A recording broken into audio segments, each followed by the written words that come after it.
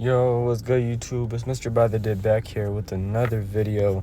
Today I'll be talking about what can be considered a bad investment. Now, this goes for anybody in any type of investment category. If you're a long-term investor, a short-term investor, you're somebody that's starting out with not a lot of money, like a teenager, like a younger person, for example, me.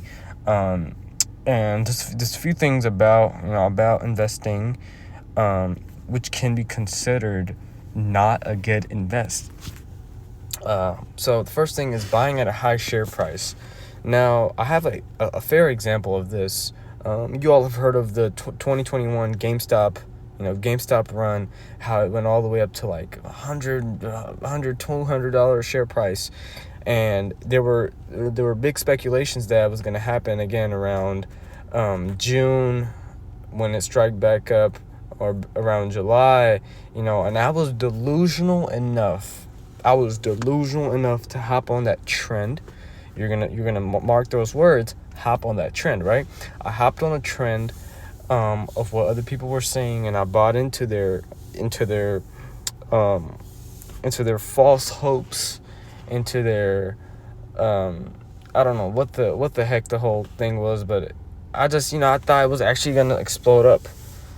And Roaring Kitty, a famous YouTuber that made GameStop blow up, came back around this time. He did a live stream. So for example, one of the dudes that commented on my last video saying he doesn't understand what my portfolio looks like. Well, listen here. He probably doesn't have the same knowledge that some of you watching this video have, or I have, about GameStop.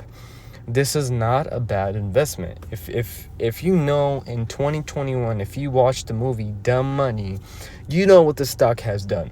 It is a known fact. It is it is known to everybody who was investing back then how the stock blew up, and how people have made millions and even thousands of dollars off the stock back in 2021. Now, nobody knew if it was going to happen again, okay? But it was a strong belief it was going to happen, and I end up buying here on June. Then I totally bought, I bought the mountaintop because I thought it was going to explode all the way up to $200. So this is what happened. It went up all the way up, and it came down, down, and now I'm just stuck, right? There are two things I can do. I could just wait this out, or just hopefully just sell it and take my loss one day. But that's not gonna be soon. I want to at least sell at $30. It's gonna come sooner or later. I might just sell at a loss, but who knows? I might just hold forever. I'd rather hold forever than sell at a loss. Now, I could have prevented that whole GameStop transaction of buying that stock if I was patient enough. You see, that second bullet point says impatient. If you're an impatient investor, you're gonna catch yourself in bad trades all the time. Now, I can't really judge my Chipotle investment. I only have $10 invested. I mean, just look at this. I have $10 invested, right? But it's overall not too bad of an investment. The current share price is $57.96, and I bought in at $60. Now I can easily lower that $60 if I buy like 20 more dollars worth of, like, I don't know, fractional shares at $57, and I'm gonna lower my position in the company. That's gonna make my portfolio look a little better. But I'm not doing that yet because I don't have the financial support to just invest money right now, right? But Chipotle, not so bad of an investment. But when I look back at GameStop, definitely not one of my best investments, and that's what's killing my portfolio. So that just shows you have to be patient. You have to be patient when working with any type of stock.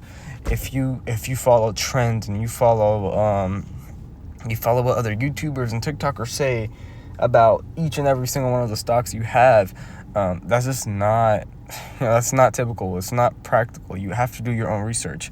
Hopping on a trend, the third bullet point says hopping on a trend. That's what I did, and I paid for it, and I learned from it, and we're past that. The only thing that's not past it is my loss in the stock. So just not hopping on trends. If a lot of people are talking about a stock, well, guess what? It's already gone, and it's not coming back down. And if you're in a big loss, that's also a sign of a bad investment, and then finding it hard to recover. As you can see, I'm finding it hard to recover, but that all just lies down if you're patient. Your stock is going to instantly just go up over time if you're patient enough. How to recover from it: buying lower than usual, being more patient, and knowing when it's too late. If it's too late, just try again after a few more months. All right, guys, that's all for the video. Thank you guys for watching. Like and subscribe. If you have any more topics, let me know. That was all for the video.